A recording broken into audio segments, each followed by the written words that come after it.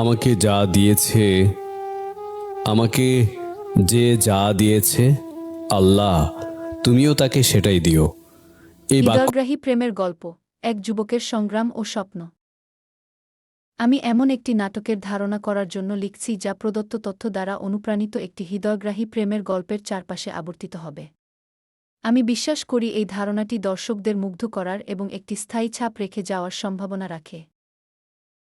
গল্পটি এমন এক যুবককে ঘিরে আবর্তিত হয়েছে যে প্রচণ্ড আবেগ ও ভালোবাসা, অনুভূতি বিবেকবান ছেলে, কোনো মানুষের খারাপ চায় না, নিজেকে শেষ করে ও মানুষের ভালো চায়।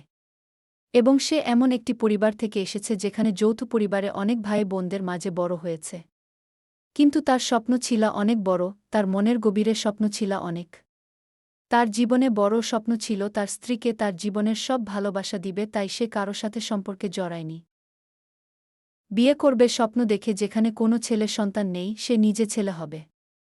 তার স্বপ্ন এবং আকাঙ্ক্ষা দ্বারা পরিচালিত হয়ে সে অধ্যবসায়ের সাথে তার পড়াশোনা শেষ করে এবং একজন ইঞ্জিনিয়ার হয়। অবশেষে সে একটি সরকারি চাকরি পায়, উচ্চপদস্থ কর্মকর্তা পদে, যা সমাজে তার অবস্থান আরও উন্নত করে।